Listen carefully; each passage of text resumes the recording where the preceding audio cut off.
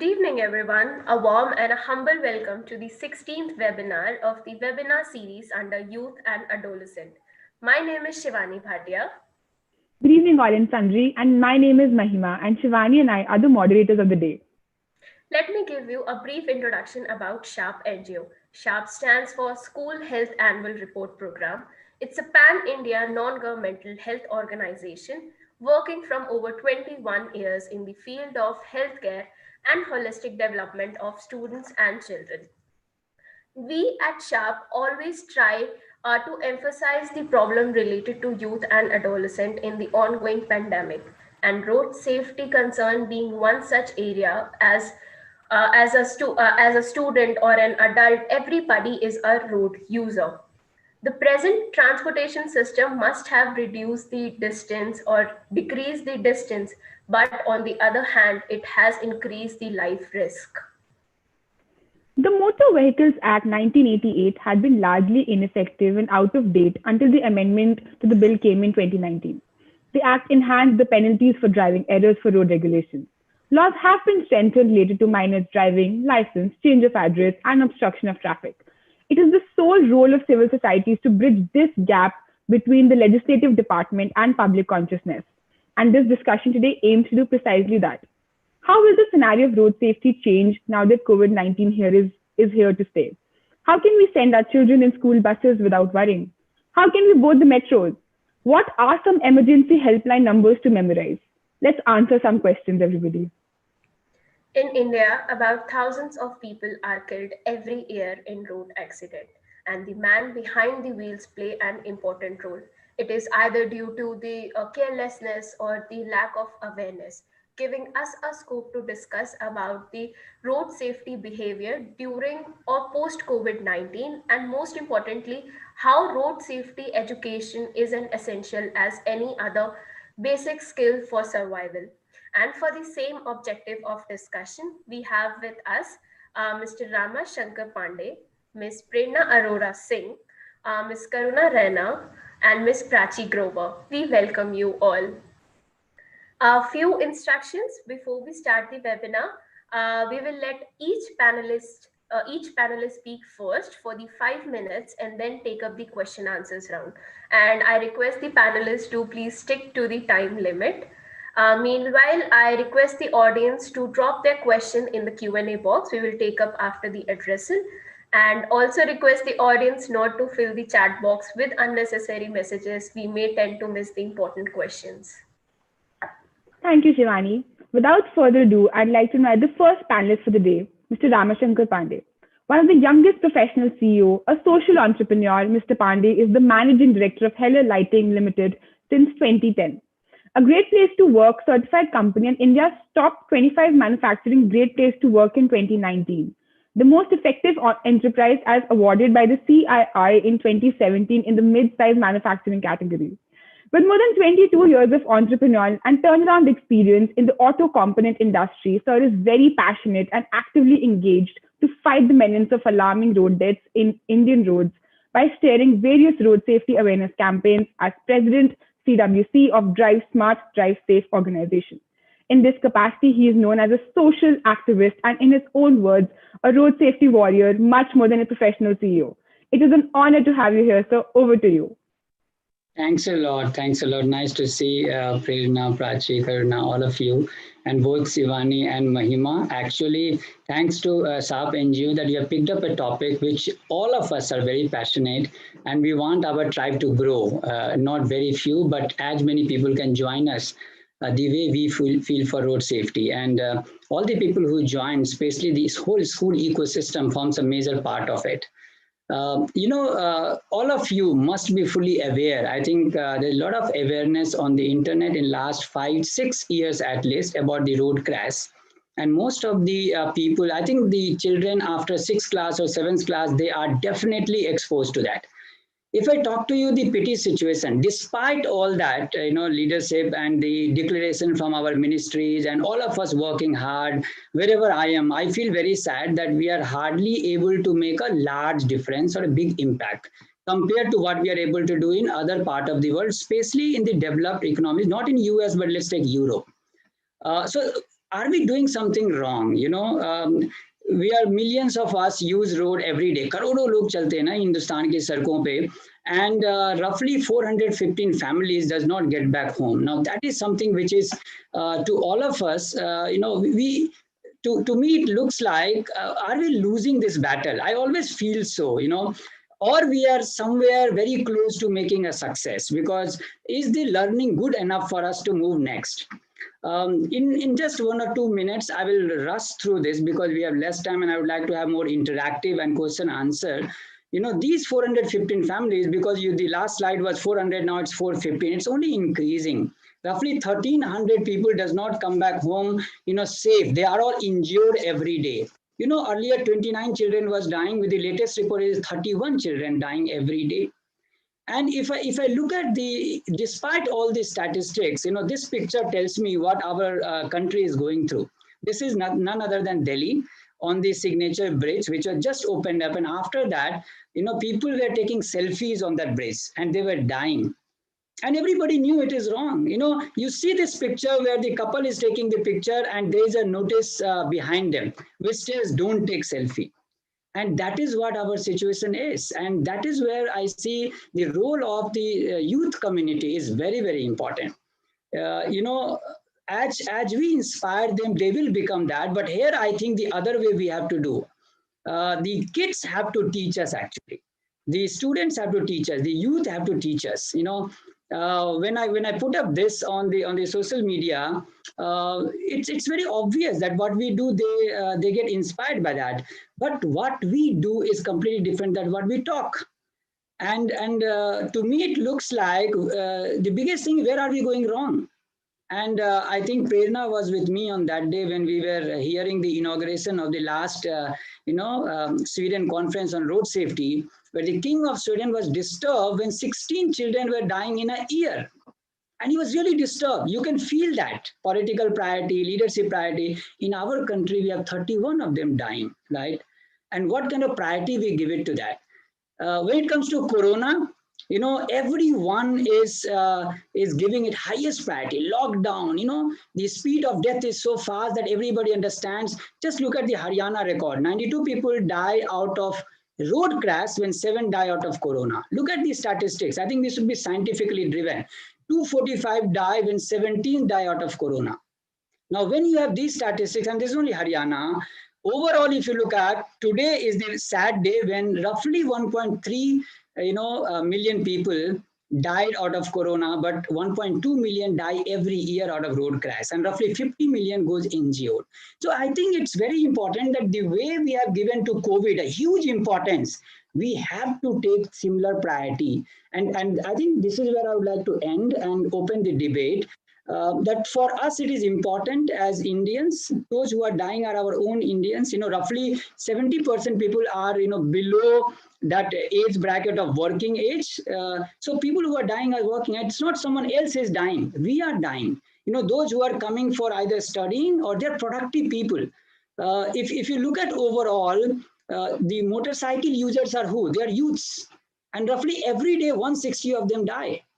And if you look at overall, the risk in our country for working age population is very high. For you and me, the chance to get a crash is 1:4, which means every 1 out of 4 will have a crash in his working time. And every 1 out of 13 will have a fatal accident. So this is a truth. We cannot deny it. We cannot postpone it. To me, it looks like the solution lies, of course, we have many reasons for road crash, but the biggest solution lies in our own hand. We have to think of everything will become ideal after some time, but not today. And this is where I always say, jab hum badlenge to desh badlega. It has to start from us. That responsibility does not lie with Mr. Modi, not lie with Mr. Gadkari. It lies with us. And us means me personally.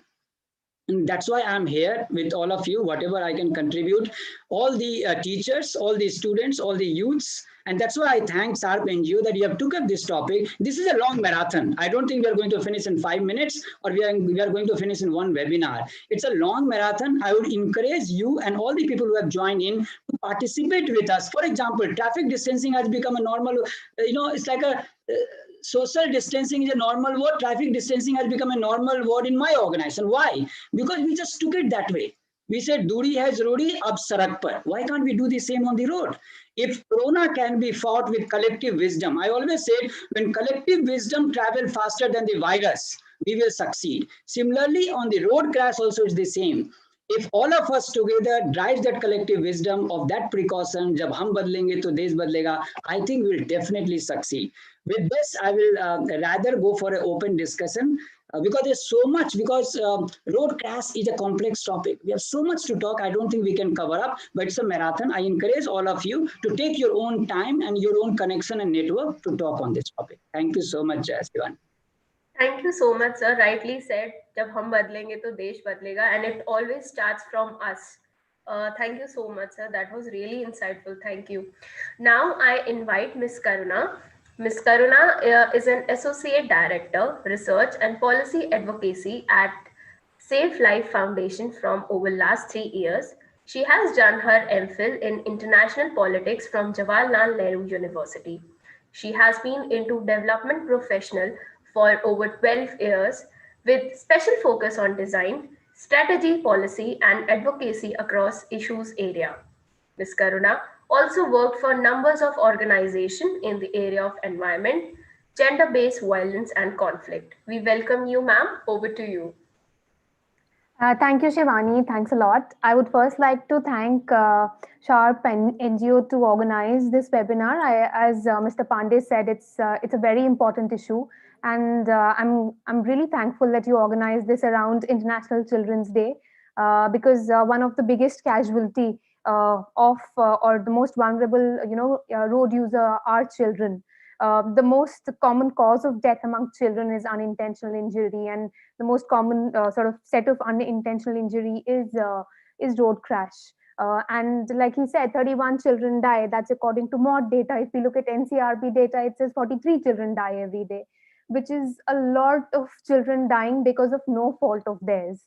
It's just day before there was this news in UP where 6 children died in a mass fatality. Again, when children die, we all know it's not because of their own fault, it's someone else's fault. So it's very important for all of us to understand that road safety is an issue which needs a systemic, comprehensive solution and mitigation strategy. So I'm very thankful that you've organized this, and I would like to speak a bit about the Motor Vehicle Amendment Act, and also, of course, about our developing situation around COVID and what we can do.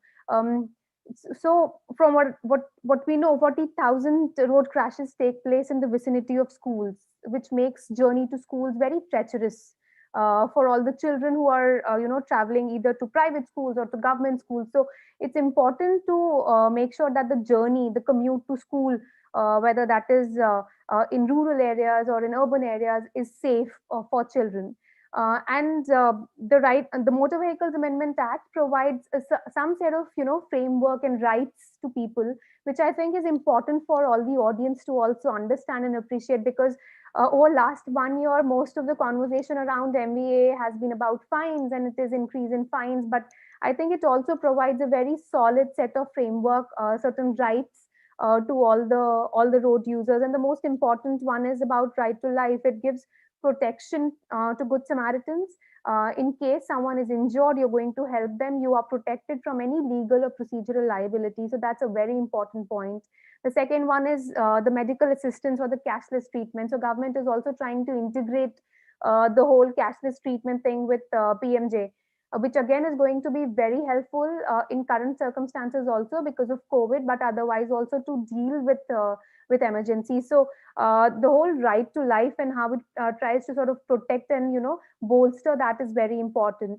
The second one is right of vulnerable road users. I'm sure a lot of you must have also seen and heard that how cycle sales went up the roof during lockdown. It increased by 400%, because that seemed like one of the ways in which everybody was traveling and they were able to maintain that distance. So right of vulnerable road users is again very important, and cyclists are one of the most vulnerable road users. So again, Motor Vehicle Amendment Act provides there's a section in the act which basically talks about how rights of pedestrians and cyclists, and tries to provide a framework in which state government can ensure that they are safe. The other important part is right of children to safe commute, which again has three important areas. One is child helmets and helmets by the adolescents.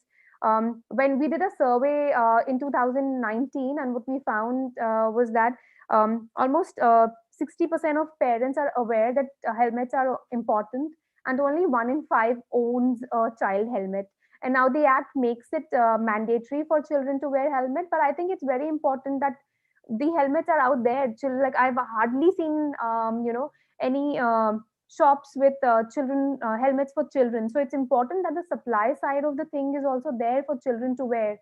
Similarly with child restraint systems, it's mandatory for children to be in child restraint systems, but the supply also has to meet the demand. So a common refrain what we hear is that if you can afford a car for 3 lakhs or 4 lakhs, you can definitely afford a child restraint system for whether it's for 8,000 or 9,000. But I think it also is important to provide other options for parents who feel a pinch while buying something like this, so that they can also afford and maintain the safety of their children while they are traveling in a four-wheeler. And I think the third section, which is sort of now come out to be most important, is around adult accountability. Just recently in Gurgaon, we saw this incident where an adolescent was involved in a crash, and a biker lost his life due to that. So adult accountability in terms of if a juvenile is driving, and what is the responsibility of the parent or the guardian, is very important.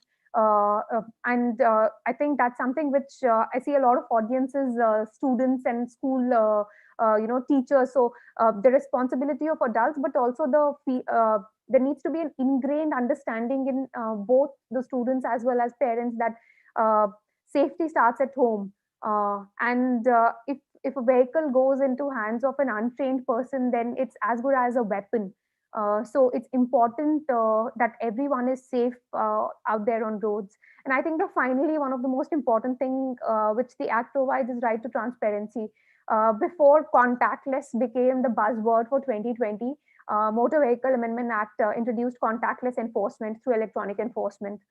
So I think that's another important area in which the act also navigates this whole COVID phase, because it has a lot of focus on digitization, whether that is through fast tags, or whether that is digitizing your licensing process, or whether that is digitizing your registration process, or digitizing the whole enforcement process. So I think that's also another important area through which the act tries to provide a framework for safety of children, but also for all road users. Yeah, and lastly, one of the important things which the act provides is right to safer vehicles, and that goes for both your personal vehicle and also for your school buses, because it gives the right to commuters to have safe vehicles. So there's a right to recall any defective vehicle, whether that's a school bus or whether that's any other vehicle. So I just wanted to end by summarizing that there are four important areas in road safety. Yes, road user is one of the most important, ingredient of making sure that everyone is safe on roads. But there's also engineering, there's also enforcement, and there's also emergency care. And in all these three, we can also play our part as road users. So if it is emergency care, then as good Samaritans, we can make sure that people who are involved in crashes are helped. If there is something around engineering or infrastructure around where you live or where you commute, you can also engage as active citizens with your PWD or with your local municipal corporation to make sure that the built infrastructure is safe. And again, with enforcement, I think all of us, especially parents, if they take on the role of the guardian to make sure that they are not infringing any or not violating any law, like what Mr. Pandey said, children mostly copy what their parents do, but also make sure that the children are not doing anything. They're not going out there on road. They're not indulging in underage driving. So that's again very important for parents to ensure. Thank you so much again at the end for providing me this opportunity to talk to everybody about this. Thank you so much, ma'am. Your talk was definitely provided us a very new and a holistic approach towards looking at road safety and how the perception that we may think it is may not be it. And since we've also talked about Good Samaritan, I'd love to, after when we move to the Q&A round, talk about Save Life Foundation's bringing about the Good Samaritan law, which is obviously one of a very big contribution to Indian legislative that your organization has brought about, and we'll discuss it in greater detail. Next, we have with us Prerna ma'am. Ms. Prerna Arora Singh has obviously handled various government and non-government projects, including capacity building programs, national awareness campaigns such as helmet and seatbelt advocacy, scientific crash investigation training, teachers training on road safety, black spot studies, etc. at the pan-India level. She's also providing consulting services to the Asian Development Bank. And ma'am holds the elected position as a board director, Global Alliance of NGOs for Road Safety. It is truly an honor, ma'am. Over to you. Thank you, Maina. I just request you to, can you play my PPT which I sent you to Ritik, if you can able to play that. Meanwhile, I just thank you so much for bringing me on board. I just go further with the last panelist speaker spoken about the Karuna and Ramashankar ji already have set up the floor. Ramashankar ji has given us the idea about the data, so I have not picked up that because I knew he was gonna speak on that. And Karuna has already said about the motor vehicle amendments because Good Samaritan has been given, it's a very good achievement and thing we received from the Save Life Foundation. But I'll speak on that the further that which they set up the floor that pedestrians, including the all vulnerable road groups, especially our children, they are mostly the pedestrians and cyclists. And they are the most vulnerable people, as Ramashankar ji rightly said that when we were in the Sweden prince was so worried about that only 16 children has died in 1 year, and we have 31 children died every single day on our roads. So we have to think a lot for children, and we as an People's Trust Organization, which is a member of Global Alliance of NGO, we work on basically on those two focus streams. As you rightly said, I work mainly on the pedestrian safety. We have, if you can go for the next slide, that gives you the idea. We have developed the pedestrian mascot, Papu Zebra mascot, and we drive this campaign way beyond, like from 2010, and finally now in the motor vehicle crash report, Government of India has given this pedestrian a priority, and they have now finally given us the data that how many pedestrians are dying in road crashes every year in India. Before 2015, we even didn't get the idea that how many pedestrians are dying. So after our constant this efforts, we done this. So now I request to the school, because you have firstly I thank you so much that you brought us so many school people at one platform, and which gives us very good idea to talk to them very clearly, that because children are in the schools or in the home, so either they are either या तो parents ही उनको cover कर protect कर रहे हैं, या फिर वो टीचर्स के स्कूल में टीचर्स उनको प्रोटेक्ट करते हैं. So for their protection, these two stakeholders have to come forward with together and demand to the government that they need a special road infrastructure for the pedestrians. Right now, our all roads are developed for the car occupants or the four-wheeler. We do not have a proper even place on our roads for the bicyclists or even two-wheeler. हमारे देश में 74% से ज़्यादा two-wheelers ride करते हैं road पे, but we do not have a single separate lane for two-wheelers. And for pedestrians, everybody can see that we do not have a proper infrastructure for pedestrians. So it is our whole joint responsibility that we demand. Like we're demanding for every single thing. हम Covid में कितना कुछ demand कर रहे हैं, हम अपनी safety के लिए बात कर रहे हैं. आज भी ये जो वेबिनार है, हम उसमें भी इसी बात पे कंसर्न है कि आफ्टर कोविड हम कैसे बच्चों को बुलाएंगे, कैसे हम डिस्टेंसिंग मेंटेन करेंगे, कैसे उनको मास्क पहनाएंगे, और कैसे हम गुड समैरिटन के जो गाइडलाइंस उसको फॉलो करेंगे, हम कैसे हेल्प करेंगे. बट हमने इस पे अभी तक भी नहीं सोचा कि रोजाना, इससे पहले भी बिफोर कोविड भी बच्चे आ रहे थे और वो उसी डेंजर में आ रहे थे जिस डेंजर में वो अब आएंगे. उसके बाद में थोड़ा सा 10% कोविड ने उसको और बढ़ा दिया है, अदरवाइज वो डेंजर तो हमेशा से था और अभी भी रहने वाला है. तो हमें कोविड के साथ साथ रोड सेफ्टी पे specially we have to demand with the government that we need a safe school infrastructure, and we can say that it is we do have vaccines for those safety things also. So but now schools have to come together and discuss on the one platform and demand with the governments, local administrations, that we need a safe infrastructure around your schools and pedestrian zones. Secondly, the which Karuna has already rightly said, the emergency situation. Now we do not have a proper emergency handling systems, right?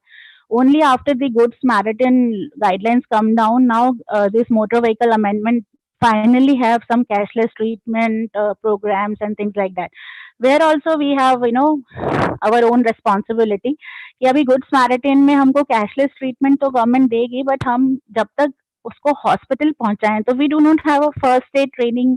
Skilled people who can, road users don't know how to give the first aid properly, how to handle a properly accident victim, what the protocols we should follow to call the doctor or ambulance, or to save ourselves and that victim also from the other crash or other infection, things like that. So if you go for the next slide, this is our core domain. We do such kind of post crash care trainings also, and this is also a school's work they can adopt, that they can, introduce these kind of proper mechanism trainings with their own students. They can develop their own, skilled people in, even in the teachers also, and they you all have the, special that clubs also, where you have some health champions, and that students, they can become our first aiders. Like we do have NCC, Scout, and NSS, so we also can develop the first aid skilled people and bring it to the at the national level, because it is rightly, it is an emergent situation. We in India, we do not have a proper skilled first aid providers who can help us on the on road side or anywhere whenever a person is in distress. Of course, the COVID after COVID situation, some protocols have need to be added on, which we have to take care of that.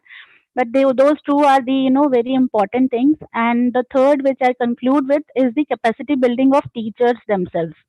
Parents के साथ तो करुणा ने बता ही दिया कि उनकी responsibility है कि बच्चों को गाड़ी ना दें हाथ में, वहीं से हम शुरू करें. But when students come to the school, and now we have, road safety education in our curriculum. But what I found in my experience, I trained more than 1,200 school teachers in government and non-government, and more than 200 professors in university. But they all have the same education level, which you can say one illiterate person who's driving the vehicle, or the very PhD scholar who's driving the vehicle. They both have the same kind of knowledge when they come to the road. So that is why I have read of one question also. Somebody has said that literate people को हम road safety कैसे सिखाएं. यहाँ पे literate और illiterate का कोई फर्क नहीं है when you come to the road. Both behave the same way, because right now we do not have a proper road safety education system. They only get the driving license, and we all know what are the practices, how we can get the driving license. So that is now again the education, because education is the important part, and it is sole responsibility of the schools that they should provide the education about the road safety behavior to their students. And for that, you should have a, proper trained school teachers who are, qualified subject expert in road safety, and then only they can give the right kind of education to the students so that they can change their behavior. So these are my, some add-ons on this project. Thank you so much for giving me this opportunity. Thank you so much, ma'am, for sharing your views, and that was really wonderful. Like how training is so important for not just students but for teachers, parents, and everybody. Thank you so much, ma'am. Thank you. Now we have with us Miss Prachi Grover. She is the chairperson of Vidya Bharati School. Ms. Prachi is an experienced chairperson with a demonstrated history of working in education management sector and a background in legal sector. Under her stewardship, the school has been featured at the UNESCO Conference 2018 for implementing learning methodologies and adopting diverse learning styles. Ms. Prachi has also been awarded as School Leadership Award in 2019 and felicitated at the House of Lords UK for her contribution in the field of education. She has been classed as one of the 10th most influencer women in education 2020 by the survey of CEO Insight. Ms. Prachi is also the secretary for Action Committee of Private Unaided School Delhi. We are so honored to have you, ma'am. Over to you. Thank you so much, Shivani, and it is indeed a pleasure to be in such August gathering. One thing I would like to say is a lot of things that all of you have said today, all the panelists, really resonate with me as a school leader. A lot of issues that Prernaji highlighted, really, really sound there in terms of educating the school teachers to enable them and enable our children to actually manage traffic issues that we actually deal with on a regular basis. Though I think all of you have dealt with a lot of regulatory side, what I would like to discuss is actually what we do in schools, not just in my school, but generically in schools in Delhi. These things are actually practiced. One of the things that Prernaji mentioned was having a panel where teachers are educated about traffic rules. Directorate of Education as well as CBSE have mandated that all schools should have traffic marshals. So in effect, we all actually have traffic marshals. But in terms of what training those traffic marshals give, I'm sure Prernaji can add to it, and it can become more holistic in terms of developing road knowledge, road safety for our children. In schools, we have two kinds of students. One is an active school transport user who would be walking or cycling towards the school, so where the pedestrian laws come in place. And we do see a lot of accidents, a lot of issues, minor accidents, scuffles. There's always an element in road safety which maybe the act doesn't deal with, but which was dealt with by the Supreme Court legislation, which dealt with prevention of children from sexual abuse, etc., which forms major part of this, because a lot of children who are walking and cycling have had with girls whistling. Even boys aren't safe right now, so that's also one element of road safety that we discuss with our children on a regular basis. That not to talk to indulge strangers, and so on and so forth, which the act doesn't talk about much, but as a school, it is something that we discuss on a regular basis. Not just my school, I would say schools all over discuss it with students when children are moving in and out through cycle or say walking home. The other kind of students that we have are passive school transport users who actually use in a sitting position, either school vans, not necessarily that the school has employed, school buses, maybe carpooling. That'll happens a lot of times with parents who live in the same area and so forth. With regards to school buses, legislation is quite strict, quite strong due to Supreme Court orders, and now which are quite inclusive within the legislation in terms of how buses are to be maintained, how buses are to be checked, how buses are to be GPRS enabled, how drivers have to be criminal checks, and not just once when we employ them, but also subsequently on a regular basis, so that any criminal or untoward action linked with transport violations as well comes to light with the school, because school cannot in effect employ anyone who has transport violations on the license and so forth. So school drivers have to really maintain the speed limits, the way they move around. This is all legislation. Again, the enforcement from the side of traffic police is quite poor a lot of times, especially in cases of school vans, which I'm saying school vans, what I do mean is private vans that ferry our children in and around the local area. A lot of parents choose that method because it's quicker. With school buses, there are mandated rule. We will not go to this to child's house and drop the child. So a lot of children and parents as well prefer school, these private vans, so to speak. And in effect, they may be a regulated sector, but that regulation is rarely enforced. And it's a big concern for all the schools in Delhi, and I imagine everywhere, wherein we have no knowledge whether the driver is the same driver who's doing the ferrying on a daily basis, or they change drivers regularly. In terms of ensuring that driver is checked criminally, he hasn't had any criminal issues, traffic issues. More so often, these vans are actually private. These drivers are not even licensed, because you have to be specifically licensed to carry children or carry passengers. These vans with private numbers, you can easily identify as a parent. If the number is on white number plate, then it's a private car. And these vans are essentially not trained. They don't have requisite licenses, requisite insurances, GPRS enabled to actually ferry children around anyway. So these children, these parents have to be really, really educated on, and that is the reason, school transport is slightly expensive and the routes are slightly decided, because we manage a lot of children. So we need to be very careful that the facilities that we give to one child have to be equal to the other child. With school buses, as I was saying, with the legislation with the Supreme Court, it is also mandated that the teacher would be there in the school bus. There will be a conductor. The conductor would get down before any child would get down from the bus. The driver would be there. The uniforms are standardized by the government as to how school buses will ferry those children.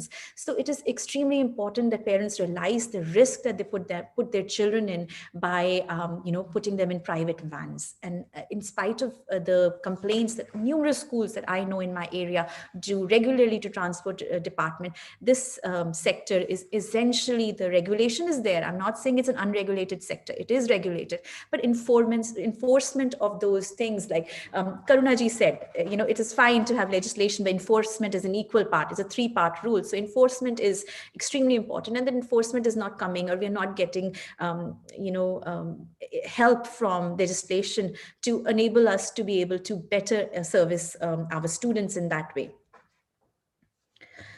There are also maintenance issues with buses. A lot of accidents happens because your vehicles aren't maintained. So it's, the legislation does look at it, but enforcement is again poor from that area.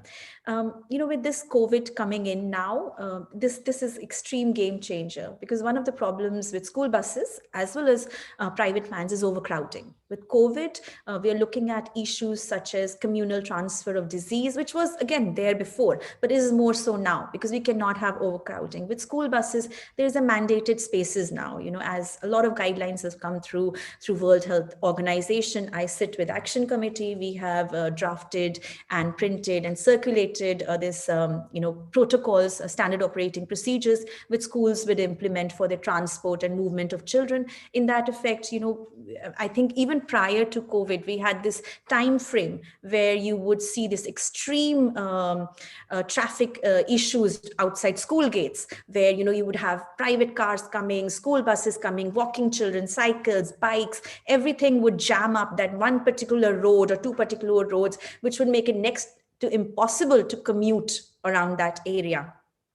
So to avoid these things, a lot of schools are going towards staggered opening. So we would open for staggered timings, so children come at different timings to ensure this communal spread is not exaggerated in terms of when children are coming to school. So these are a lot of things that the schools are going to do with the COVID era coming into place, and as and when school opened, which I hope in Delhi would be soon. With also, another reason that a lot of accidents where school-related children has increased is because essentially, schools were made neighborhood schools. We were supposed to cater to a neighborhood community. However, with schools' popularity increasing, as a parent, I would want to send my child to a school where there are facilities that I believe my child's would be enhanced. So a lot of times parents send children not to neighborhood schools as a personal choice to schools. So they would send to my school from area that would be 10 kilometers down. And I wouldn't be providing any kind of transport to that area because I'm mandated within a 5-kilometer distance where my children will come. So this urbanization has suddenly increased the pressure on resources, on infrastructure that would normally service the school children or parents, and that causes a lot of problems in local residents associations because essentially Delhi wasn't planned towards a lot of areas. So we have these small schools or big schools in areas which are essentially residential areas. So we see a lot of transport issues then, and infrastructure really has to be increased in terms of road quality, in terms of potholes, which suddenly appear all over Delhi as soon as this rain season comes and goes. So the infrastructure from the side of the government is really need to be robust to combat a lot of road traffic accidents that we are seeing right now. As the first panelist, Mr.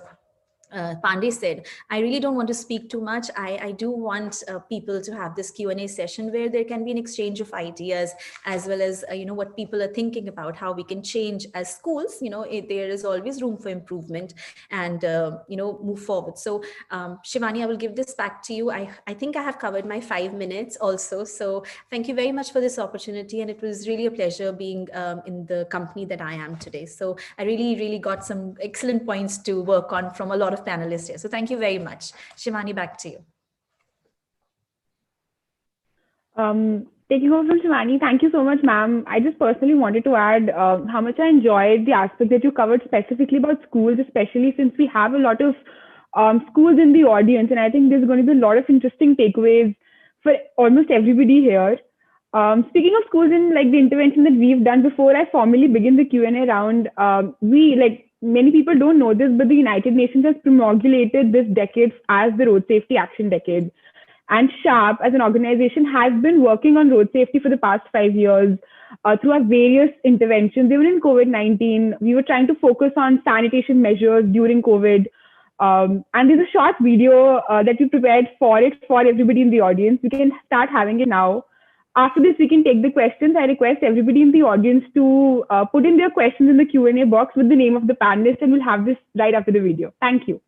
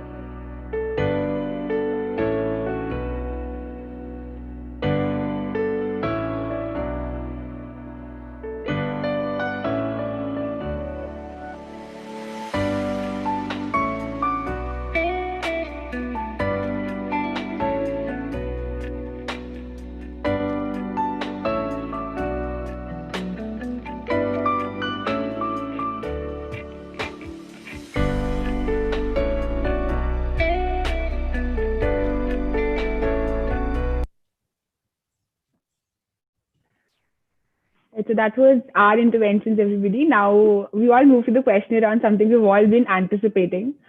My first question is for Karuna, ma'am. I also talked about it earlier, ma'am. So your organization is one of the first to talk about the Good Samaritan law and bring the law into action.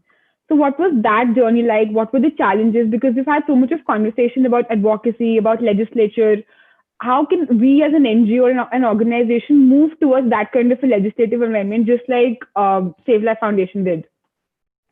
Thank you, Mahima, for that question. I think with Good Samaritan law, the journey was mostly, it was parallelly both legislative as well as judicial. The organization was founded after a personal tragedy by the founder Piyush Tiwari. He lost a cousin in a crash, and that's when he realized that a lot of people are dying on roads because they're not getting that help. They're not getting access to emergency care. And what we all, most of, I'm sure all the panelists know, 50% of people die because they do not get that access in that golden hour period. So that was really the reason why the organization fought for Good Samaritan law. And we filed a public interest litigation in 2012 to make sure that people are protected in case they feel, in case they want to help a Good Samaritan. And a lot of times while we were working on this issue, there's this anecdotal evidence, or there's this myth that people don't help because there's this fear of blood, or maybe that is there for some people. But for what we found through research was that majority of people don't help because they are scared of procedural or structural hurdles. Like, what happens if a police wala asks me give me your number, maybe you only were the one who caused the accident. Or if you take someone to the hospital and they say, oh, but we can't do anything about it because we don't know who's the patient and we need money, so will you be writing your name in the MLC form, and will you be submitting that money the admission fee? So these sort of hurdles were the ones which were stopping people from doing or helping people out there on roads. So we thought it's very important that they feel protected, and that was the basis of having this. And now through Motor Vehicle Amendment Act, we also have it as part of the act. So there's a legislation as well as there is the institutionalization through uh, Supreme Court judgment. But I think what's the other piece of the puzzle is that once you take someone, then what happens? The first thing is calling, like what Prerna ji said, making that call and knowing that number is most important. So for someone like for us in Delhi, like what number do we call? Do we call 100? Do we call 102, which is ambulance? Do we call 108? Or do we call 112, which is the new national emergency number? So people really have to know which number to call first. That's the most important thing if you want to help someone. And the second is taking that person to the hospital and the hospital not harassing you. And there I think the whole thing of having a motor vehicle accident fund, or which various state governments are also having. So for example, last year Delhi government had this, they started this scheme of Farishte Delhi Ke, wherein they were also giving appreciation as well as money to all the Good Samaritans who were helping, but they also made it a uncapped treatment limit. So if you're taking anyone to a hospital, they don't have to pay money for and even if you want to transfer that patient for next 3 days, you can. And then that takes away the whole one set of problem around who's going to fund that, or where's the money coming for an accident victim. And while if I'm going to take somebody to hospital, then I don't have to also think too much, or the hospital will also not ask me too much about where's the money coming from, because they know that there's that structured way in which money is going to come to them. So providing that rights to emergency care, I think that's one of the most important foundations or important right of people, and it's a part of right to life, and it's a part of right to health. I think that's important. And lastly, to answer the last part of your question, I think the most important thing is awareness. So we did this survey in 2018 after 2 years of Good Samaritan judgment, and we found that only 16% people know about this right. So leave COVID or non-COVID, unless you really know you have this right and you can go out there and help people, it won't be really of any use. A right is only as good as you know about it, right? I mean, you have to, you use it, you try it, you test it, you maybe you get harassed and you fight your way through it, and you build it into a better law which is really getting implemented. But the most important crux of everything is that you need to know you have that right. So awareness is most important. People need to know that they have this right. And I think that's where all the school teachers, and maybe through Sharp and through all your awareness activities and your video, you just showcased how you're working with UP government. UP is one of the big, states with the highest number of fatalities. So telling people about this right is very important, and I believe all of us can do that together. Absolutely, absolutely, ma'am. And since we've talked about the golden hour, my question to Prerna ma'am is this, and this is also something that came up a lot in the registration form. So, ma'am, do you think the cashless treatment in the golden hour, which has been proposed in the Motor Vehicles Act, will be effective due to COVID-19? No, it's like it's already Government of India has tested this cashless scheme from last 2-3 years on especially Delhi Jaipur highway and some other highways towards the Nagpur and in Maharashtra also.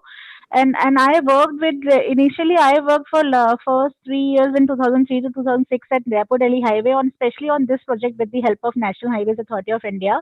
And we suggested to the government that at that time when we tap to the roadside owners establishments, so people they dhaba wala jo wahi hote hain and they see the whenever somebody comes and get into the crash, वो व्यक्ति अगर बेहोश है तो उसका तो पता नहीं है ना कि उसके कौन व्यक्ति है, somebody traveling from Delhi or Jaipur or met with an accident with between the highway or somewhere else. तो उस समय वो बहुत प्रॉब्लम होती है जब हॉस्पिटल्स में specially private hospitals don't take care of that person.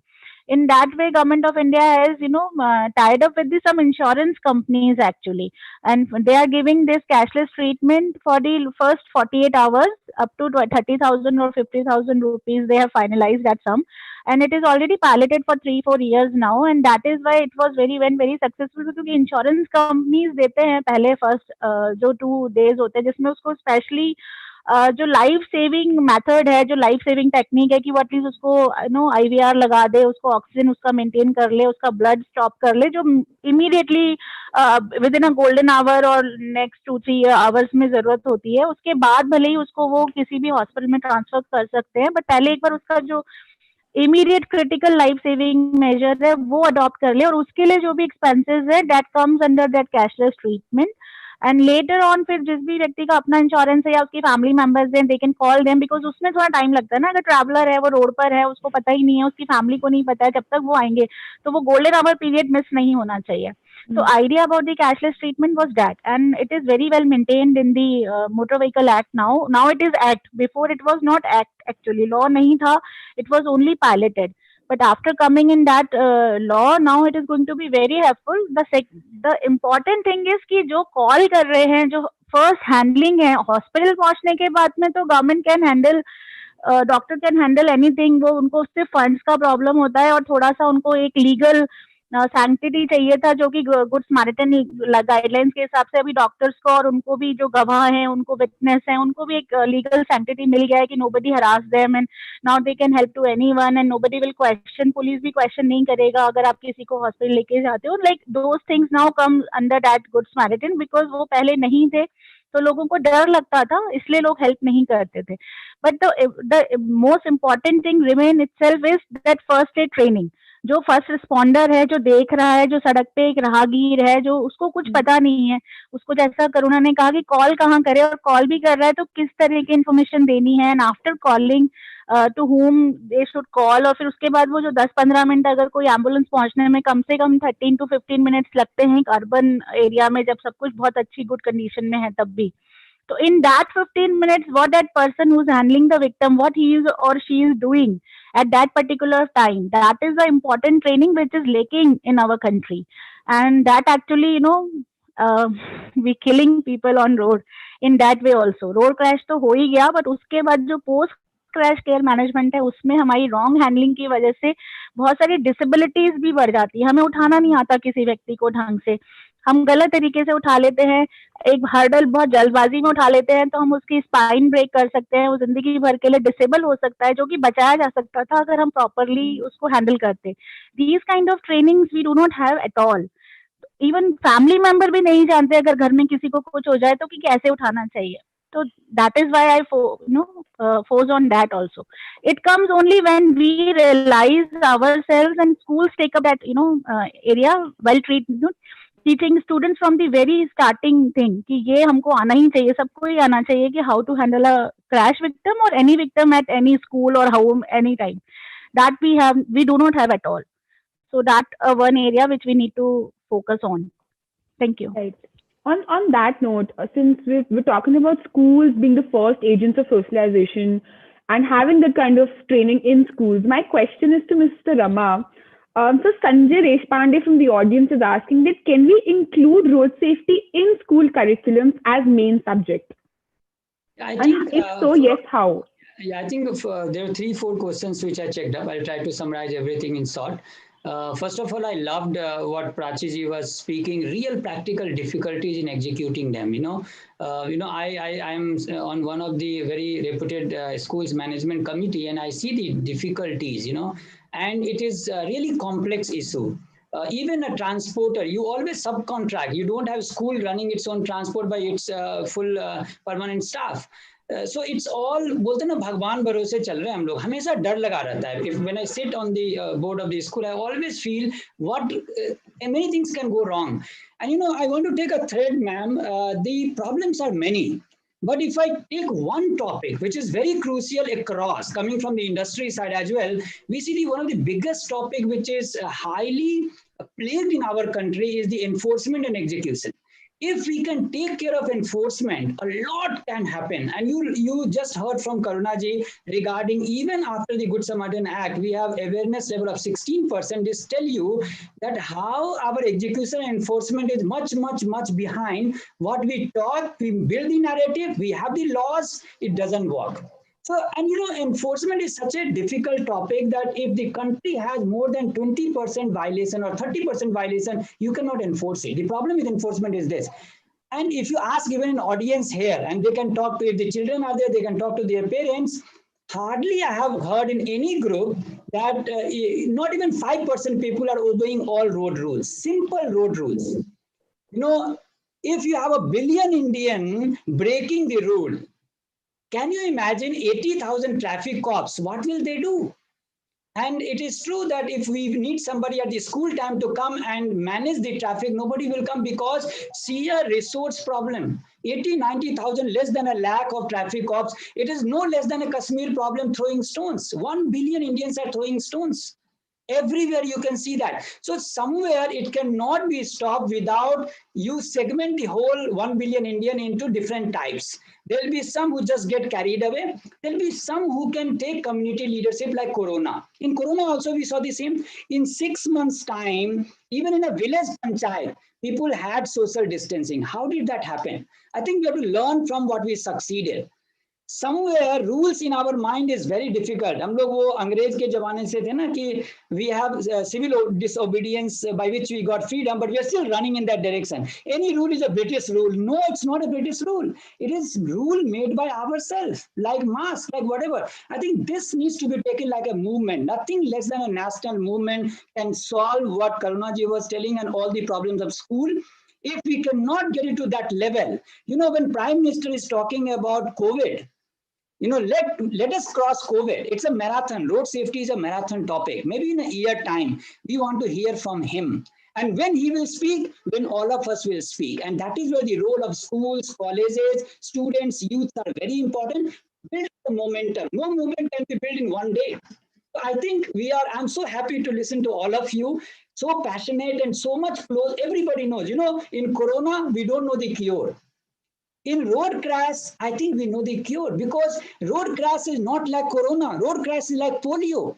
Road crash is like child mortality. We know iska ilaaj pata hai hame. We know it's a scientific. We can prevent it. We don't have to go to that level, even to the cure level. So prevention is better than cure. And for that, somewhere, I think we have to segment the complete road users. There are two kinds of road users. One, unko lagta hai kuch nahi hoga, overconfident, underage driving, kill kar rahe hain, stunt kar rahe hain. You have those, mindless people. But they are not 100%. You have another set of population, jinko lagta hai kuch kiya to bhi kuch nahi hoga. Unko lagta hai ye luck hai. So some idiots will come and hit me and I'll die. So they say, anyway, kuch nahi hona hai. And this is what people have to start believing. It is like polio. It is scientific. I come from an automotive industry and we know it is scientific. If you look at the cars of today, is very different than cars of yesterday. You have, for example, a seat alarm. If you don't put a seat belt, the seat belt alarm will cry, and you have to put the seat belt. So there are Poka Yoka. We call it fail-safe method. So we have made the car like that today. But if the people are not using it, it will be useless. So I think the role of the school, and like Prachi ma'am said about the traffic marshals, we should have road safety clubs. Road safety clubs in school, road safety clubs in our society, and we can take them as an army for this movement. I think we can do it. SARP NGO, I will encourage you to do that. If you can go for 6,000 kids, recently we just started the traffic distancing campaign, Duri Hai Zaruri, where 20,000 people have been trained. I think you can go to lakhs and lakhs of people. If you can build the first lakh, I assure you, when we had this India Against Road Corruption as a campaign, you just need to put the first lakh. The India Against Road Crash also can come together. Who knows, SARP NGO can be in the forefront of that. And Prachi ma'am, you are into the schools association. I think this is, I know you have got thousands of schools. I met some of your office bearers, but somewhere again, execution is the issue. We talk too many topics. We cannot solve too many topics. But if you can just take few of them and build up this momentum, we have a chance. I always say, jab hum badlenge to desh badlega. We all can do that, starting with schools and colleges, because this is a huge force.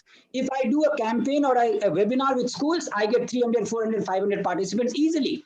If I do it in corporates, I get 50, 60, 100 at the most. So you see the difference, that by number also, SARP NGO, you have a huge possibility if you can take, and the school association can do that. So I think I must, encourage you. And from the industry side, we'll support you. I'm leading the FICCI safety committee. I'm chairing there. I'm in CII task force chairman. I'm into ACMA. I'm into, coming from industry side, we will support you. Prerna knows, I think Karuna ji knows, industry is fully on card. We will support you. From corporate side, we are there. But I think it is a public problem. It is not a private problem. In our country, we solve every public problem privately, by money, by whatever. Suppose if my children is not able to cross the road to the school, I take a car, I take a U-turn and drop him or her there. This is private solution. How long I can do that? Tomorrow she goes to a saloon or somewhere, she has to cross the path, and it is risky again. I think we have to come out of our walls, and we have to take it publicly. It has to solve publicly, and school have to do that. I think NCERT already has mandated the curriculum, and I can see some of the BYJU'S classes and some of the other classes that have started putting road safety messages very silently into normal puzzles, into normal stories. I think we are going in the good direction. Somewhere the momentum has to come by schools taking it more like a priority, and then national priority will come. Never in every war, no war has killed so many people. This is the biggest unnatural cause of death in our country. Millions of Indians, 1.7 million has died in 10 years. Somewhere we have to take it like a movement. So I will encourage all of you to execute more. I think we know the solution. Right. Right, sir. Thank you. In fact, we are working with road safety clubs. I mean, as of today, we're working with over 31,000 direct beneficiaries in our road safety projects. And this is also mentioned in the video. And I think we'll have a lot more clarity in another 6-7 months about the impact that we can take with these clubs, because frankly, it's endless. The amount of information that children possess and the amount of information they want to possess, it's absolutely endless, sir. And thank you so much for that discussion. Prachi ma'am, my next question to you is also related to the school association. Mr. Murli Dhar is asking that why some schools maintain second-hand vehicles for student transportation. Schools as such should not have second-hand vehicles. And, if I am talking precisely about Delhi, we can't have a vehicle which is not fitness test on a yearly basis. So without a fitness test, my school bus cannot go on the roads. My school car can't go on the roads. So these are, as long as you're using vehicles that are purposely built or their purpose is defined as commercial, they need to be fitness tests. And as it is in Delhi, you can't have you can't have a vehicle which is 10 years old. So, with second-hand vehicles, there's nothing wrong as long as they're fitness passed. fast, as long as they are within that tenure that they're supposed to be put on roads. So I don't think schools would unnecessarily take that risk of having a 20-year-old vehicle and putting, especially in Delhi, it's just not possible to do that. And maintaining a second-hand vehicle for commercial purposes is extremely expensive. So most of the schools will not be doing it. As again, I'm saying a lot of private vehicles run, they are ferrying school children. Another thing before I finish, Mr. Pandey, you're very right. With regards to corporate, we've had an extremely successful initiative last year with Toyota CSR, and we were the host in Delhi. And we, even with FICCI, I think we were part of this. I can't remember exactly. Last year it was where FICCI had spearheaded a campaign for road safety last year itself, and we were very much part of it. We did 1 crore steps we did together. Yeah. Yes, something like that. I'm not aware of it. We get a lot of corporate support, especially from individuals or corporates that are in that sector. So there is no lack or dearth of investment or, finance that the corporate sector can give us in terms of the ideology. However, getting everyone together into one room, as you said, is the thing that's very difficult. But as I said, I do sit on the executive board for Action Committee, and we do have some programs. So I'll take this up with you at a later time so we can put something in our both our diaries to get it done. Thank you. I think I will alert Mahima on, I think you guys have a big role also to collaborate, because Prachi ma'am just said, collaboration becomes easy when you don't have big heads. You guys are really on the execution. At our levels, it can become a problem. There are various strings attached, but in your case, it is not. I will request you all, don't make things which are repeated, or don't duplicate things. There are many people doing same thing. Can you collect all of them together? They will come openly. You called all of us. I don't think any one of us said no in the first instant itself. So please try to bring collaboration in all of us. Thank you so much, sir. Thank you so much, ma'am. And now with such huge and active participation from Pan India, we have principals, teachers, parents, and health ambassadors. Now a second set of questions will be taken up live from the audience.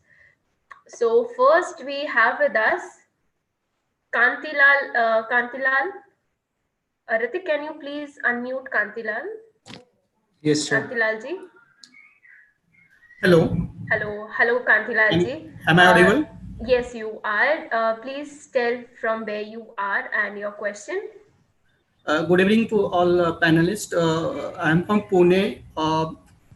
My question is how to educate the elders who violate the rules, leaving deep impact on young minds. Okay, thank you so much. So, Ms. Prerna, would you like to answer? Would you like to answer this question? See elders को हम इसलिए train कर सकते हैं क्योंकि अभी तक हमने स्कूल्स में बच्चों को भी ट्रेन नहीं किया. जो एल्डर्स हैं वो ऑलरेडी ट्रेंड हो चुके हैं. Once you get some habits in you, it is very difficult to change that habit. So children, we can use only children to taste them. Now हमें उल्टा जाना पड़ेगा.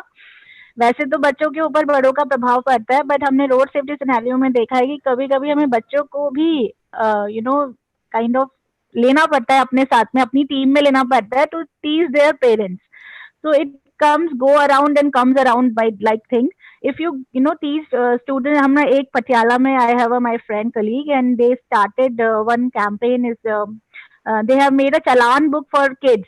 स्कूल में उन्होंने बच्चों को एक चालान बुक दिया, उसमें कोई 8-10 उन्होंने बेस्ट सेफ्टी बिहेवियर को उन्होंने टेक डाउन किया and they ask their students to go and see their parents how their parents are driving their vehicle and take accordingly कि सीट बेल्ट पहना कि नहीं पहना, हेलमेट पहना कि नहीं पहना, स्पीड में थे, मोबाइल फोन तो यूज नहीं किया जब गाड़ी चला रहे थे, रेड लाइट से पहले रुके थे, like these things to just observe by their own kids to see what kind of behavior their parents are doing that. And that was very well last year they did that. And I think that kind of initiatives we can take up from the students only, and then it gives the impression to their parents that now they have to change their behavior. One thing that we can do. Secondly, somebody has asked about the youngsters also. I'll sum up that question also here only, because the college students, I done work with the university students, and see वैसे वही बात है कि क्योंकि at the adolescence age due to the some hormonal changes people like to take risk, और वो सब उनको वो स्पीडिंग करना, उनको जोश अच्छा लगता है, and that is a one major reason why adolescent people come to the road और वो गाड़ी को बहुत तेज चलाते हैं, रेसिंग करते हैं. तो we have to understand their scientifical जो चेंजेस उनके अंदर हो रहे हैं. What I did that ki I called students, university students, and take them to the hospital, sometime ask them to stand on just outside at the very very safe zone, if they can stand up and just observe what is going on the road. Sometimes you have to come out of the box, and box में से बाहर निकलने के बाद ही हम उस box का problem देख सकते हैं. तो कुछ इस तरह के observational studies we can develop, observational programs we can develop, and we can run, which I already did, and I got the I got the very good response from the students, and बाद में वो हमारे volunteers ही बन गए college करने के बाद में. तो कुछ जैसे हेलमेट के लिए हम उनको कभी कभी हॉस्पिटल में उनको रियल टाइम स्टोरीज उनको दिखा सकते हैं, रियल टाइम लोगों से मिलवा सकते हैं, sorry same type of problems हैं. तो उस तरह का कुछ हम कर सकते हैं बिहेवियरल चेंज करने के लिए, because a very complex situation when comes to the adults and comes to the youngsters. Both are very complex situation, but definitely for adults we can use kids themselves, and that is a very tested idea. And the thing we cases we say catch them young, so we can go around and come around and we can change. But it सब चीजें तभी हो पाएंगी, अभी हम सिर्फ rain droplets की तरह काम कर रहे हैं इन ocean, because we are very few people. We can count road safety volunteers and NGOs and people who are dedicatedly working on road safety. They are just, we count on the fingers only, but we need a movement. जो कि रमाशंकर जी ने बोला वो 1 crore हाथ and hand, we know with together we are running from last 2-3 years, FICCI and CI and all come together. So that kind of movement we need to start up and take up on the ground. And there's school, sharp NGO, and these people who are attending this workshop, they can come together and we start working on them. Thank you. In fact, I will add one thing on the adult education. See, adult behavior is a complex topic, but in industry, you'll hear all the news, if you can go through, that industrial accidents have come down heavily. If you look at industrial accidents in 60s, 70s, 80s, look at today, most of the factories have zero accident. And they all have adult working there. So I think the behavior is either you same it or fame it. You have to be very clear. या तो डंडा से मानेंगे या उनको आप recognise करके कुछ बोलते हैं ना, या तो कैरेट या डंडा देना पड़ेगा. तो आई थिंक एडल्ट के लिए हमें मॉनिटर करके उनको रिवार्ड देना पड़ेगा, उनको डायरेक्ट रिवार्ड दिखना चाहिए. या जैसे प्रेरणा ने कहा ना, बच्चों से चालान कटाओ. अब देखो हमने अभी चालान का वैल्यू क्यों बढ़ाया उनको, और अभी कुछ जगह पे कुछ पुलिस क्या कर रही है, फेसबुक पे उनको डाल रही है, और हमारे कुछ एनजीओ डाल रहे हैं. तो कहीं ना कहीं एडल्ट का जो बिहेवियर है, उनको डर तो चाहिए, बिकॉज अगर डर नहीं होगा तो नहीं होगा. अगर आप देखो कोरोना के अंदर में, ये पिक्चर मुझे बहुत ये करता है. अगर आप ये पिक्चर देखो, लोग तो वैसे भी गलत काम करते थे मोटरसाइकिल पे, बट यहाँ देखो ये मास्क तो पहना हुआ है सबने. क्यों पहना है? ये कॉम्प्लायंस कैसे आ गया, ये बिहेवियर चेंज कैसे आ गया, गांव गांव में आ गया. तो इनको डरना पड़ेगा.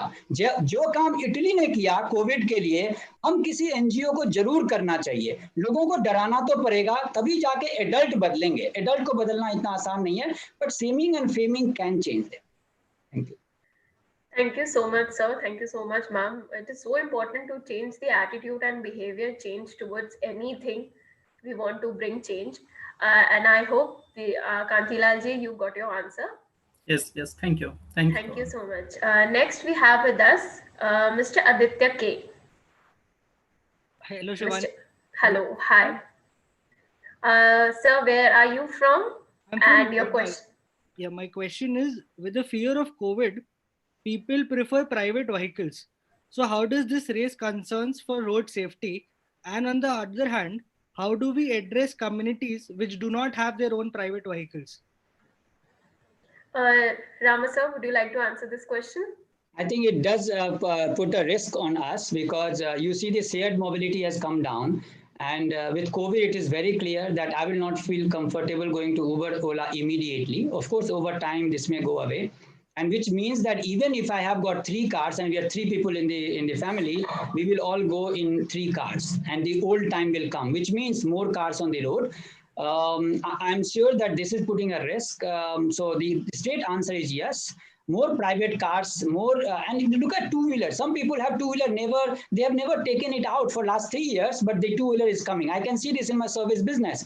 My service business has gone up because the aftermarket, where to repair and maintain the car, that business has gone up because पुरानी जितनी गाड़ियां थी ना वो सब निकल रही है, गाड़ियों की जरूरत बढ़ गई है, गाड़ियों का एक तरह से वैल्यू बढ़ गया है फैमिली में, कहीं पड़ा हुआ था गाड़ी, उसका इंश्योरेंस भी नहीं करा है, वो भी अभी निकल रहा है because they need it and it is a risk because of two reasons. One, more car, more two-wheeler on the road, and second, they are not maintained well.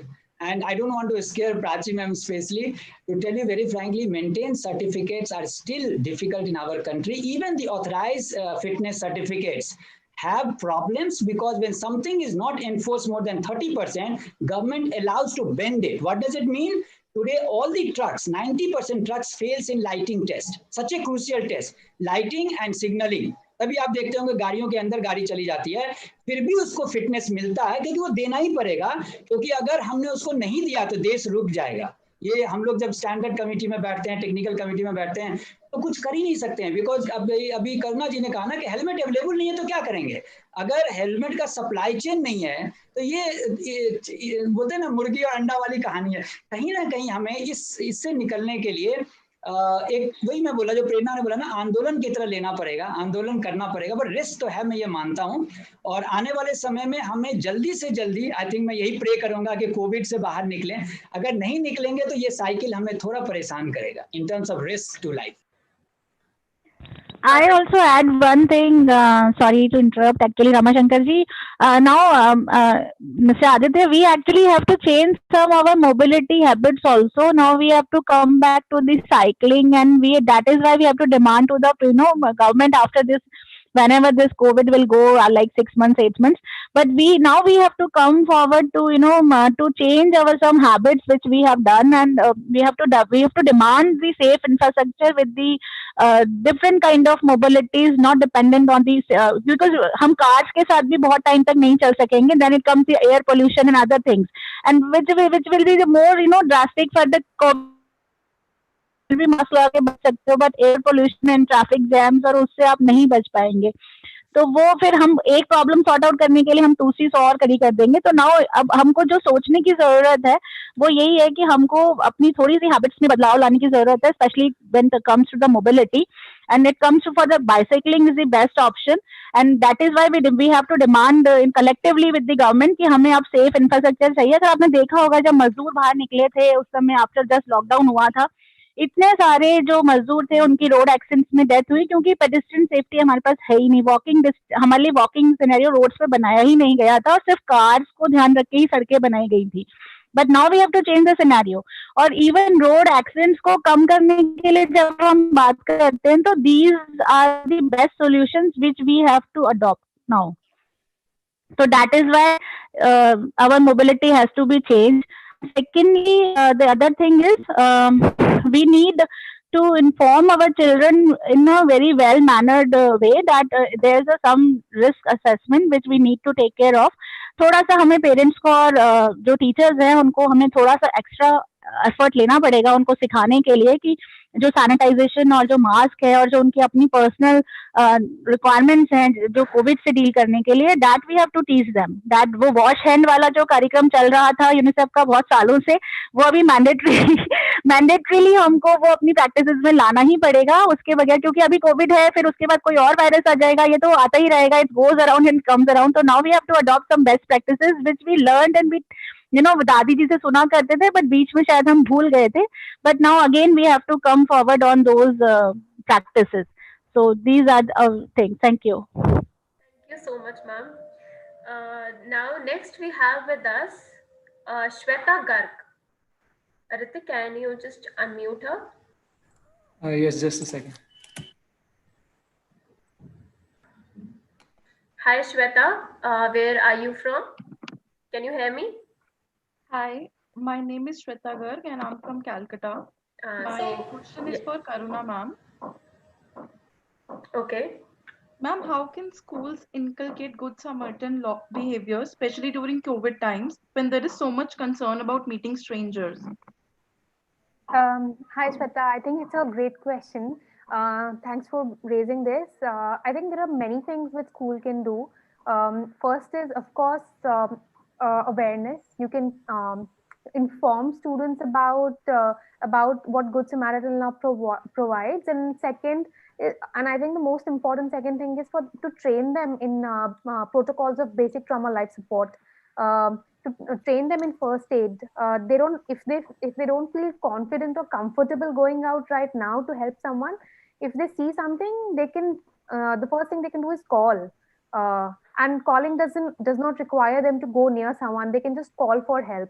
But parallelly, what schools can do is provide them training so that they feel comfortable to do maybe a CPR. They know why spine immobilization is important. They know how to take care of someone till the time ambulance is arriving. So these basic trauma life support trainings are very important, and students can be trained at least from 8th class onwards, can be trained into to provide CPR, to make sure that they understand how to resuscitate a patient, how to stop bleeding or bleeding control, just to provide them with that confidence to take care of that person while they're on the road and while help is arriving through ambulance. But even right now, like for example, a good Samaritan is not just someone who will physically take care, but is also someone who calls for help. So if they don't feel comfortable with anything else, but maybe just by calling for help, they can be part of that journey of saving someone's life. I'll just add to what Karuna ji said, because this is a very appropriate. In our country, we don't have something called national service. In Singapore, in Germany, you see that every youth has to go through, and we are replacing that probably with NCC, NSS, and many such organizations. Somewhere, road safety and the training, because we don't have that huge capacity. But, I can just pitch in for SAP NGO also. Some of us have come together for something called fellowship program. What we do is some of these youths out of all, because you cannot tell everything to everyone who is not trained, but you can train some of them, like train the trainer, and they become one level up and they feel proud about this national service. It's a voluntary national service. It can be a course of 6 months or 1 year where they study in their schools, college, wherever they are, but parallelly they work, they get training in public speaking, they get training in CPR, they get training in all of this stuff, and they can become a better citizen. And who knows if this actually can be scaled further, because we have roped in all this large industry body in that. And we have great education also in the new education policy, where you need to give them certain, because every social problem can become a learning opportunity. And this is the best learning. Book learning can help, but not that much as you really do it. So all the youths can be welcomed in those kind of programs, and all the other association, like even the school association, can start on their own. This can be a movement of skilling through solving the problem. Thank you so much, sir. And sorry to our audience, because of restriction of time, we cannot take much questions. Thank you for such active participation. And thank you to all the panelists as well. Thank you, Karuna ma'am, Prerna ma'am, Rama sir, and Miss Prachi ma'am. Thank you so much. I think we had a wonderful session. We learned about the alarming stats between Corona and road safety, and we learned about our rights, our road safety rights, and how it is important, like our behavior change toward road accident, road crashes. Thank you so much, ma'am.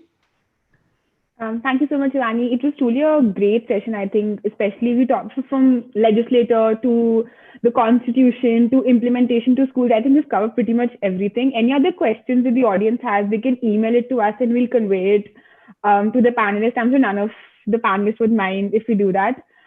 Before I formally close, there's a small poll in front of your screens, which is going to start appearing now. It's just a feedback form that we ask everybody to fill. It's not going to take much of time. Other than that, we also, at Sharp NGO, we also spread a lot of information. We keep sharing information on our social media handles, and they can go ahead and hit us on social media. Other than that, we hold such kind of webinars every weekend. They can subscribe, the audience and the panelists, if they found this one interesting, can subscribe on www.schoolindia.org.in/subscribe. The same link is going to be available in the chat box as well. Especially for everybody in the audience, we also have free digital awareness sessions for school on Conserve My Planet, which is the environment, as well as eye care during COVID-19. And we're trying to target 5,000 schools pan-India. You can also subscribe for the same at schoolindia.org/subscribe. Also, I want to mention to all the students, sometimes your certificates will reach your mailbox in 48 hours, but sometimes they might end up in spam. So instead of calling us up, just check your spam folder first. Other than that, we're always available for the same. Thank you, Karuna ma'am. Thank you, Rama sir. Thank you, Prachi ma'am and Prerna ma'am, for giving us your time on a Saturday, and especially for a discussion that you both, all four of you, held up today. Anything from your end, ma'am and sir? Thank you very much for both of you. Thank you, everyone. Thank you so much. Brilliantly moderated. I think everyone got a chance to have their say, and 5 minutes by all the panelists were actually managed, which doesn't really rarely happen, if I know. But thank you very much for both of you for even inviting me. And I presume I'm saying it from everyone's side. It was a really informative session for me as a school leader as well. So thank you. Thank you so much, ma'am. Thank you. Thanks, everybody. I think Prachi ji said what we all wanted to say. Thank you so much, sir. Thank you. Especially thank you for bringing in different people. Like, I really enjoyed listening to everyone. And even though, you work in this field, and then even after that, like listening to very practical tips from Ms. Prachi, it was like, and the real problems, because sometimes you're just in your own mind frame and you're just listening to people around you. But when you listen to different people from different areas and different sectors, it just helps you to understand the magnitude of the problem and also the way people are thinking about it. So thank you also for bringing everyone together. Thanks, everyone. Bye-bye. Thank you, everyone. Be safe. Be safe, everyone. Have a safe weekend. Bye-bye. Thank you. Thank you so much.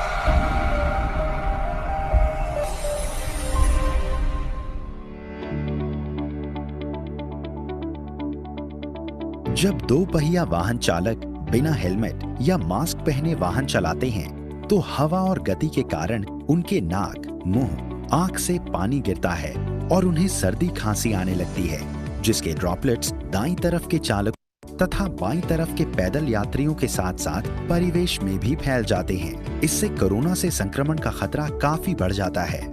कई बार दो पहिया वाहन सवार helmet के cover को उठाकर तथा mask को भी नीचे गले में लटकाकर चलते हैं। इससे भी संक्रमण के फैलने की संभावना बनी रहती है, क्योंकि ड्रॉपलेट्स वातावरण में फैलते रहते हैं। इसलिए सभी दो पहिया वाहन सवारियों के लिए पूर्ण रूप से बंद हेलमेट तथा मास्क पहनना अनिवार्य किया गया है, ताकि मुंह, नाक, आंख से बहने वाले पानी या ड्रॉपलेट्स को फैलने से रोका जा सके एवं कोरोना के संक्रमण की कड़ी को तोड़ा जा सके। मोटर व्हीकल्स एक्ट 1988 धारा 129 के अनुसार दो पहिया वाहन सवारियों को हेलमेट पहनना अनिवार्य है तथा कोविड-19 के आलोक में झारखंड सरकार द्वारा सार्वजनिक स्थानों पर निकलते समय मास्क या फेस कवर को पहनना भी अनिवार्य किया गया है। हेलमेट नहीं पहनने पर 1000 रुपए का जुर्माना तथा मास्क नहीं पहनने पर आपदा प्रबंधन अधिनियम 2005 की धारा 51 से 60 तक एवं आईपीसी की धारा 188 के तहत FIR दर्ज किया जाएगा। कोरोना की इस लड़ाई हर व्यक्ति को योद्धा बनना है, अपनी और परिवार की सुरक्षा करते हुए आगे बढ़ते रहना है। सरकार के आदेशों का करें हर कदम पर अनुपालन। क्यों परेशान करना सुरक्षा बलों को, क्यों चालान भरना है। परिवहन विभाग झारखंड सरकार द्वारा झारखंड चालन एवं परिवहन सुरक्षा अभियान के तहत जनहित में जारी।